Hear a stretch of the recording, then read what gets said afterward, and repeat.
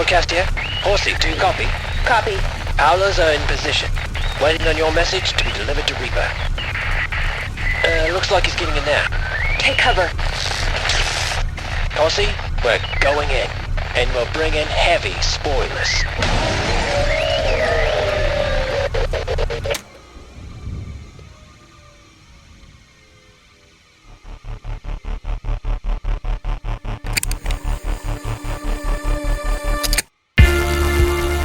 One of my furies led me to suspect the sons of Ares are perhaps something different than we imagined.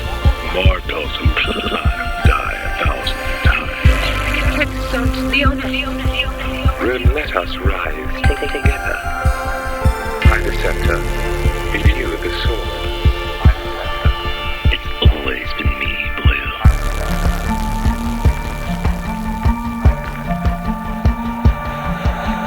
Rise, man of Mars, and take with you my wrath.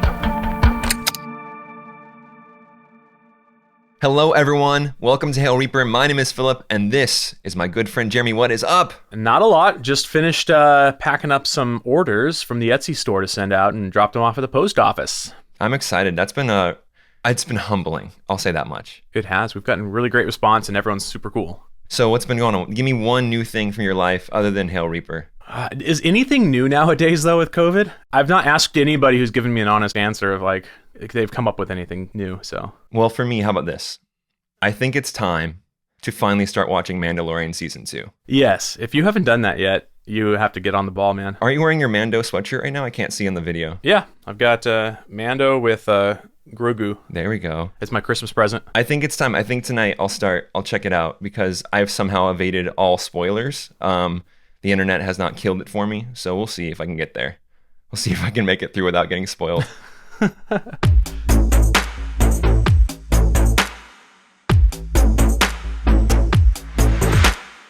A lot of people asked us, hey, why didn't you do a Sevro episode in season 1? And we're like, we actually didn't feel like he played a critical role to the book. In a sense that he was an accessory to Darrow, not necessarily like a fully formed character. Like he was just kind of Darrow's, I hate to use this word, but it's kind of true. And even Darrow admits it later, and we'll talk about that. He used them as a tool. Book 2 is not that, man. Book 2 is like, it is Sevro Unchained. And I'll say this, Sevro is my favorite character in Golden Sun, like hands down. Like I love everything he does. I love every time he's on the page. I was anxious for him to show up. Like in Golden Sun, I was like, it's taking too long. Like, where's Sevro? And he's here. You know, we get to talk about him and we have a whole episode. I kind of want to just take a few minutes almost to just celebrate him. Let me kick it to you on this.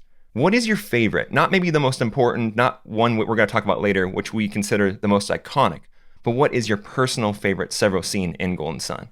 My favorite actual scene of Golden Sun is kind of right into that Iron Rain when they're all buried in mud and they escape and Sevro actually just like breaks down. And it's my favorite because we've never seen this side of Sevro all through book 1. I mean, I say the word comic relief. I don't know if some of his super fans will get offended by that or something, but there's still an argument there to be made. And he's so much more evolved, I guess, is maybe a decent word to use here. And Pierce does something with him that kind of brings more like a leveled humanity, I guess. Well, I think that Pierce just kind of turns everything that we loved about Sevro from book 1 up in book 2, period. He's more violent and more vicious. He's more caring, he's more empathetic, he's more everything. In a way, in book 2, the escalation of finding out more about Darrow, it's the same thing. We're finding out more about Sevro. If I'm gonna go ahead and pick a favorite scene, it's his entrance.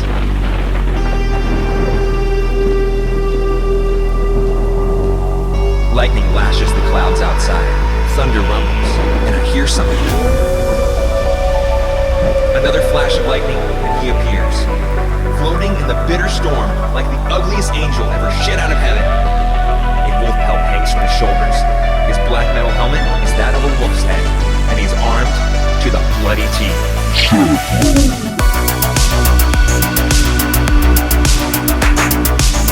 I love the entrance. When we're talking about it, I have this feeling of, especially on the audiobook, like TGR, who's the narrator, he is just making it feel so alive, so vivid, so much fun. And I was like, I just can't help but like have music behind this and just hearing that rainstorm sound, and I want to like feel it. He walks into the room where Darrow is at, and he's stomping around like he's got disgust for that low gravity of Luna. And he's just like, I'm better than this.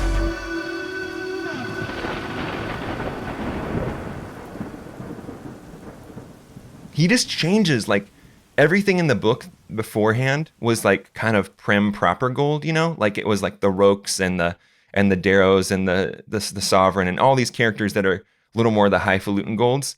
And he brings this atmosphere into the book instantly that is like gritty and like severe. And I love like just that entrance because it adds this whole nother texture to the book that we didn't have up until that point. We talked about it a little bit, and that's just that evolution of Sevro between the two books. I wonder if there was like an intentionality of that, because in book one, he kind of became this fan favorite, but for the same reason that you and I didn't do a Sevro episode, his character wasn't really filled out, so to speak. Yeah, I get that. And he really did that in this book. So I wonder if there was like almost a fandom influence. What do you think? I'm not sure about that. Okay. I think maybe Pierce just noticed it himself. You know, I would doubt, but maybe it's possible that people just kind of shot back and were like, you got to put this character in the book more. Like, I think Pierce does listen to his fans, and he's really good at that. But at the same time, I would hardly think that would influence such a huge part of the book, because Sevro is not, he doesn't use him as a minor role again. He throws him to the forefront, like big time. Yeah, exactly. I mean, he really brings those other traits forward. He makes him more human, so to speak, and fills him out. And I just had that thought. I was wondering if, like, you know, Pierce saw that in Sevro and was like, you know, I didn't kill him off with the death hat last time, so I definitely want to just continue this, and I want to really see where Sevro can take me. Or if it was like, oh, Sevro's a fan favorite, I got to play to that. No, I don't think he did that. But we can ask him one day if we ever get to chat him up about it. For sure. For me, like another thing that I just want to mention before we kind of dive in a little deeper to an individual scene is how this character is giving us all the levity in the book. We talked last week how about essentially like the book is just really somber, and it's kind of murky and cloudy, and versus book one, which actually has some pretty funny moments. You know, like Mustang kind of pops in and has some good bars, makes you laugh a little bit. Little Pinecone Cousins, all-timer. Other characters make you laugh. There's a wittiness, there's a twee to it, but that doesn't happen in book two. It's a pretty serious book, except for Sevro. Like Sevro is the one that is giving you all the levity and bringing in those jokes. He's collecting eyeballs, like Plenty's eyeball and stuff like that. And he's like, I can't wait to finish the set. And, you know, it's just funny. You know, even if it's vicious and brutal, it's still funny. The interesting thing about that is, even though he's making you laugh, he's also the character that's probably dealing with the most tragedy in the book overall. So like he loses Quinn, the woman he loves. He loses his father. He loses his best friend by the end of it. In between those moments, he's also losing 3 OG Howlers and Rotback, Weed, and Harpy. He's literally losing people left and right, but yet he's the one providing us with the humor. And I actually just appreciate that about Sevro. It kind of makes him feel more like a friend. You know, like he's just there with you. He's kind of giving you that lift up you need in this book to kind of make those harder moments a lot more digestible. And that's just what I love about him. That's why he's my favorite character in the book, like I said before, and that's why I can't get enough of him inside Golden Sun. Yeah, I kind of go back to one thing like PB Doodles when we were talking to her about Sevro and why she likes him so much. And I think she brought up a really good point. It's kind of like what you were saying is he's just so true. He is what he is at face value. I like that. He's crass, you know, and he's not gonna filter himself. He has no filter, right? So when he's hurting, he just expresses that raw kind of emotion. Yeah. And when he wants to be crass, he just says whatever's on his mind, and that is the beauty of Sevro, I think. Yeah, that's why it makes him fun, makes him true, makes him is what he is. So that's enough about like Sevro the character. Let's go ahead and take a break, and on the other side, let's talk about his most iconic moment inside Golden Sun. Broadcast here? No, I haven't lost the tape again. Quite the contrary. I did such a good job on the last one. I've gone and got myself a job doing this one as well. Not what I had in mind, but it's nice to be needed. So, where did I put that thing? Hang on. Yeah, got it.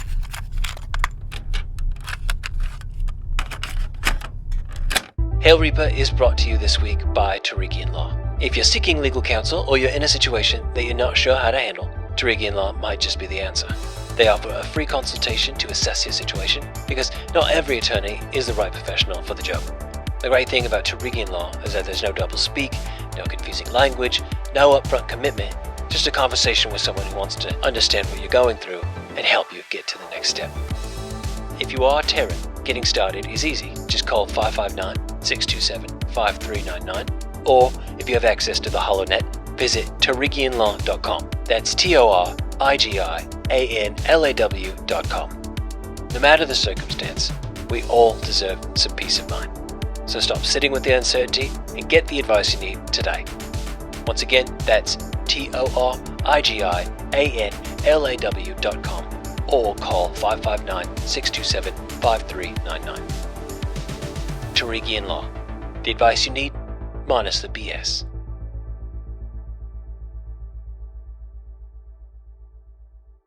Okay, Jeremy, we're going to pick it up in chapter 23. That chapter is called Trust.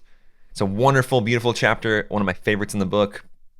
Top 3, probably. I can't say for certain, but I love it. But for those people who haven't read Golden Sun in the last week or so, which is probably most of you, let's set the stage and let's kind of tell you where we're at. We're coming out of a full-on tailspin. Action scene, threaded to action scene. And this kind of all starts back at the gala. Darrow defeats Cassius. And then that kind of ushers in the linchpin of Civil War. Darrow goes to see Octavia. They get out, invade the Vanguard, which they rename the Pax. Through all this, Quinn dies. And it's a huge blow to Sevro specifically. You know, this is the woman he loves, like truly loves. And Mustang prods Darrow, you gotta go be with your friend. So this is where we're at. And it kind of all climaxes here at this moment where Sevro knows something about Darrow that we did not expect to happen.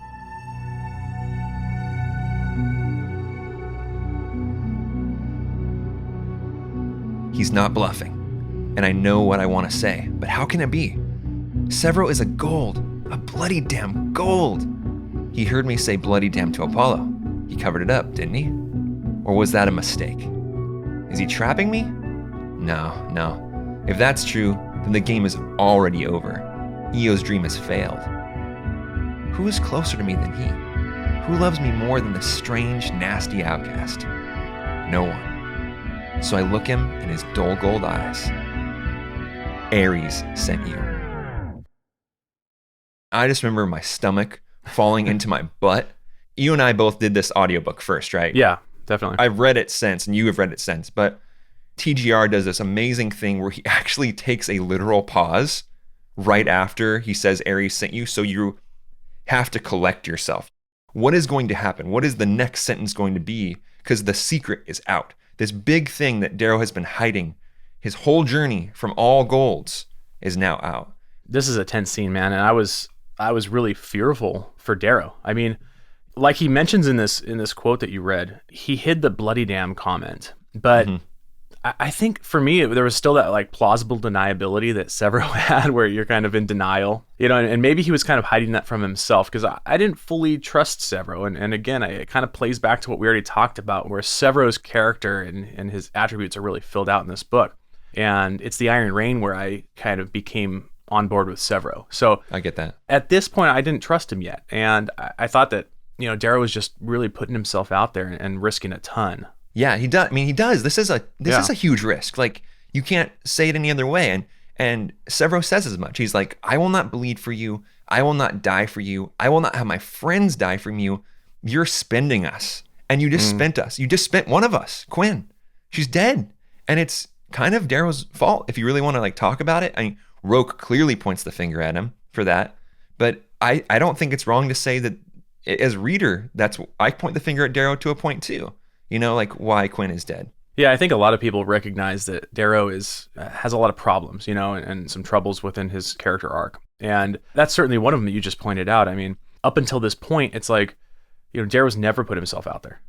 He has used all of his friends. I mean, his relationship with Cassius and with Roke, and I mean, just name them all, right? And until this point, no one's gone out there and just called him to the floor and just said, hey man, this is it. It's ride or die. I'm walking out on you this instant. And you got to really admire Sevro in this moment for just calling it like it is. Darrow actually admits this internally, like in the dialogue that we get as first-person present tense readers.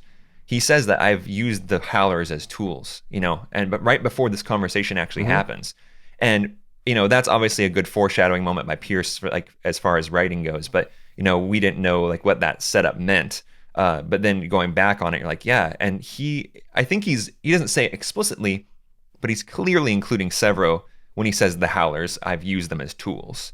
And so he's just kind of spending them one by one, in various ways. And now that can't happen anymore. And we have this moment that is so cool because what happens at the translation of all this is he puts himself out there and he is rewarded because Sevro comes as a friend, as a true friend, and it bleeds over and they cry together, or at least Darrow cries and Sevro almost cries, which is true to Sevro, right? Yes. And then what I think of on this moment is Darrow's never had a friend.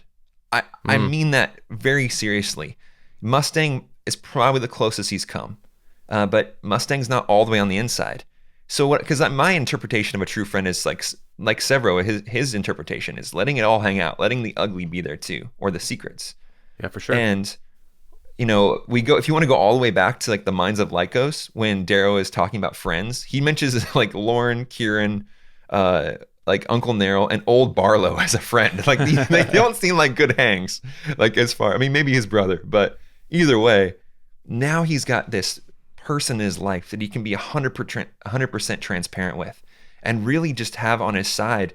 And man, I love it. It makes me emotional every time I read it, every time I listen to it, however I encounter it, I just feel like pulled into it. And Sevro is the accent piece for that. I feel pulled into it because of him and how he's willing to just say, you got to do it, Reap. Just reach out and like, just tell me like, what's up? I love that. Yeah, I like what you said about kind of spending his friends. It's almost like there's this idea of friendship capital, and Darrow's he's using it up. I mean, that's kind of one of the major like themes, I guess you could say, in this book is kind of that falling back of his friendships. I mean, Roke's probably the best example of that, of course, and he really risks that with Sevro in this moment. I mean, he could easily have been kind of left with nobody. And luckily he didn't make that decision. I think that was a good one for him. But I think for me, like, I have a question because I understand Darrow's love for Sevro. Yeah. Sevro is this nasty little gold, essentially the runt of the litter. Very few people like him. He's not as physically amazing as everybody else. And there's so many other ways to describe that, but people understand what I'm saying.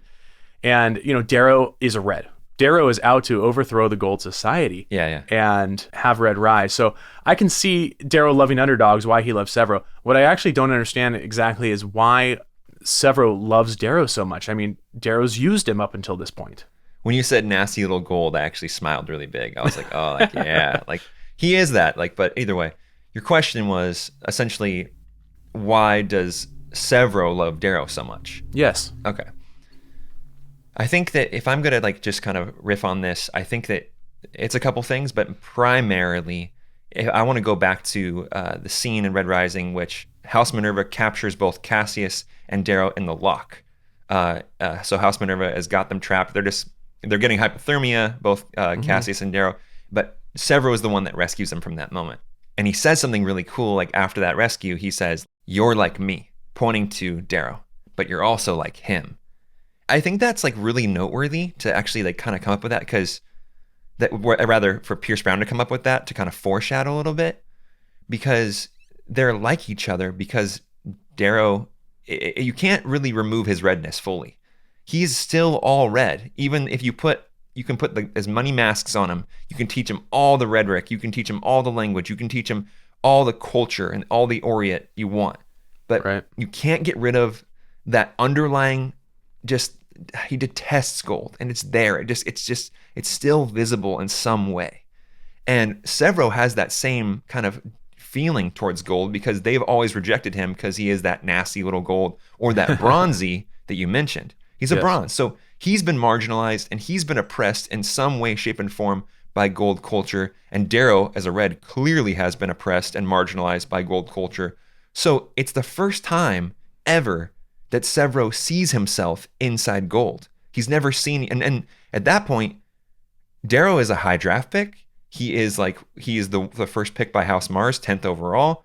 So Sevro's looking at Darrow like, you're like me, you know? And that's like a big deal. That's something that he's never had before. So I think that's why he loves him, and that's why he has this huge affinity for him.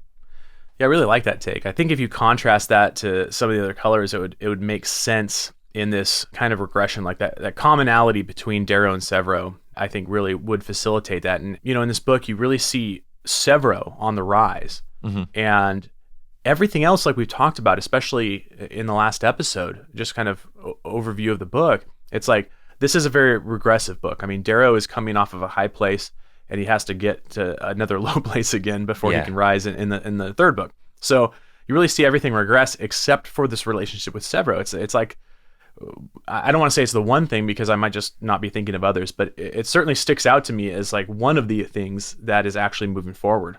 Sevro unlocks this aspect, this kind of concept of how important friendship is to Darrow, because his fake family is not real, so he doesn't really have a family in the Gold culture. And then also his red family, he has no ability to get in touch with them, obviously, because if he did, he could put them in great danger. So he's just kind of on an island.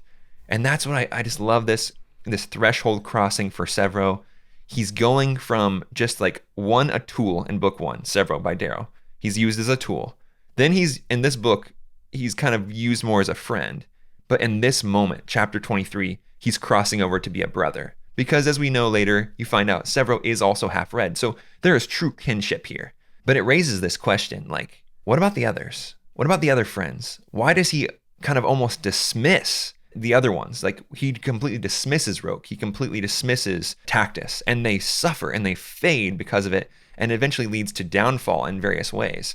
So I don't know about you, but why do you think that, what's your kind of response to that? Like, you know, he's cashing in Sevro, but by the inverse is he's essentially throwing Roke and Tactus and a few others in the toilet. It makes it tough, you know? I think you can look at it in a couple different ways, and my take on it personally, and this could definitely be the wrong one, but my take all the same, is just that like Darrow is in this funk. I think last week you called it a melancholy kind of attitude that Pierce said, and he was intentionally writing Darrow that way.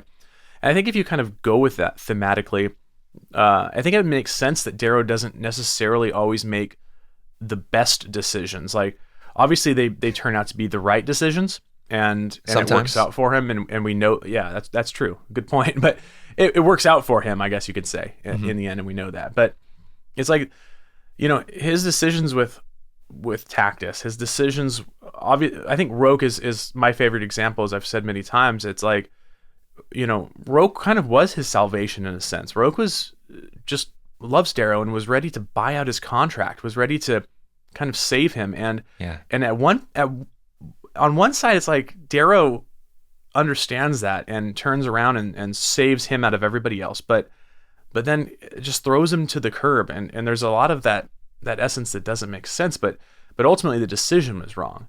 And he kind of continues to make these poor decisions throughout the book with relation to these gold friends he has. I mean, one that comes to mind for me in particular is his relationship with Ragnar, and his divulging the fact that he's a red to him in the freezer. And that doesn't make sense from a logical standpoint. I mean, you have this guy that he even describes in the paragraph as alien. Like, he doesn't get it. He doesn't understand who Ragnar is. And Ragnar refutes him at every point. Yeah. You know, says, "No, you're a god." You know, no, like man, you're God. Okay. Every time he tries to set him straight, Ragnar's just not having it. And then he comes to this moment where he's like, "Okay, I'm just going to tell him I'm a red." Yeah. Or at least it seemed like that when I was reading it. And that just seems incredibly, I don't want to say stupid, but just like, it seems like a poor decision to make.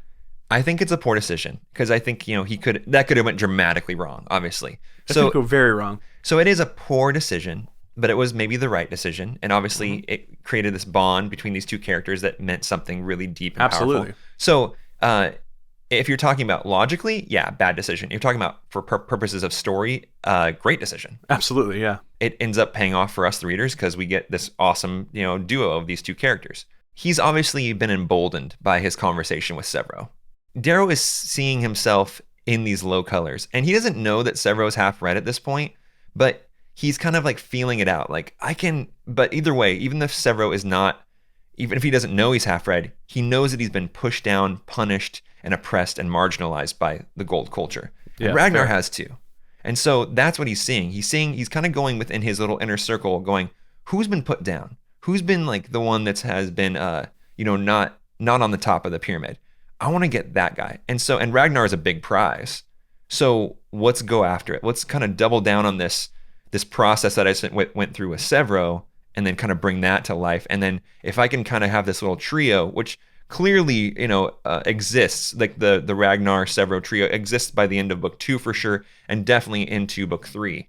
They're kind of like this little, they're the little Three Musketeers, I guess. Yeah. But that's why I think he does that. That's why I think he's kind of just doubling down on his Sevro conversation with Ragnar. Yeah. Yeah, I think that makes a lot of sense. And I like your Three Musketeers comment too. I want to steer it back to Roke really quick. Okay, yeah, for sure. Do it. Oh, Roke. Okay, so a lot of people have very complex feelings about this character. I do too, actually. I don't know where I stand. A lot of people think, maybe he could have been part of the Rising, given the opportunity. He doesn't get that opportunity. Darrow doesn't offer it to him. Right. But I just don't understand how Darrow handles it from a friendship aspect. And clearly these two people see the world differently, but so does like a lot of other people that Darrow's gotten close with, And Roke is in love with him, like not sexually, but he's definitely in love with him. He has this big draw into him. And you said they're like, Roke is Darrow's salvation. And there's obviously something here that is really big and it means a lot. But yeah, he just continuously leaves him out of plans. He leaves him out of knowledge of what's going to happen next, and just doesn't give him the time of day. And I will always be puzzled by that. I'm sure a reader or a listener, will have a good answer for this that I just don't. I'm just puzzled by it because if I think about it in context of my own life, why would I be such good friends with someone and be willing to trust them in so many instances, but then all of a sudden just turn that off? Like, I don't really get that. And I get there's a lot of dynamics at play, red, gold, blah, blah, blah. But still, to me, it doesn't compute. So if you guys have a good theory, any listeners, let us know. And maybe if we ever get to talk to Pierce about it, we'll talk to him about it. But what do you think? Any comments on Roke before we kind of keep going? Yeah, I tend to like Roke, and kind of in reference to his acceptance of the Rising, I don't know that he would. I kind of like to think that he would if I'm pushed to speculate in that area.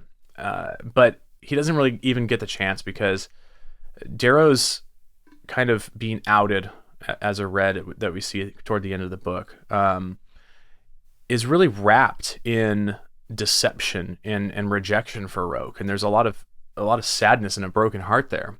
And so it's easy to see why he would rail so hard against Darrow in that moment. But you can what if this all day long. I don't want to get too far down the road, but I just wanted to kind of point that out. Yeah, I don't want to play that game either because we don't know. There's no alternate Red Rising reality. I know we tried to create one once, but I think that's the one that's almost too big to answer, the Roke question. Yeah, it definitely is. These friendships are what make this book amazing and crazy and chaotic. You said it really well last week, and I love it, so I'm going to steal it. Darrow is sedentary. And the same is true of his friendships, because his friendships are ebbing and flowing in the same way the events are ebbing and flowing. He's just kind of taking what he can get. He's adding Ragnar to his personal arsenal, doubling down on his relationship with Sevro. I have this quote that I want to wrap up the podcast with. It's one of my favorites in the book. This is Sevro talking to Darrow in chapter 23. Somehow they knew you could trust me, even if you didn't, shithead. Always been that way, always will be that way. Until next week, Hail Reaper. Hail Reaper.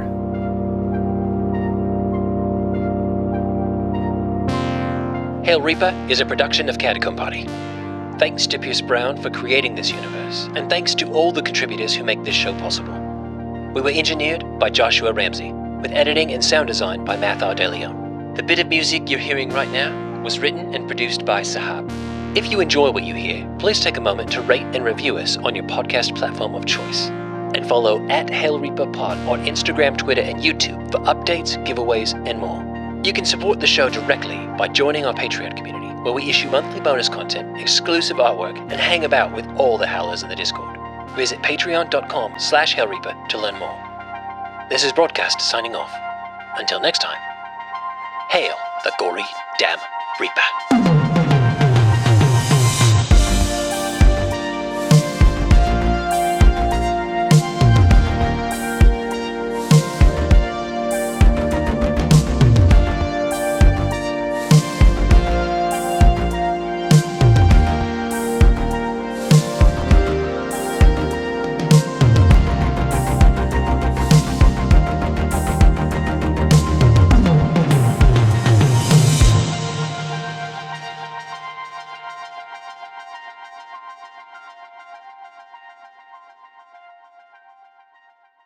Catacomb Army.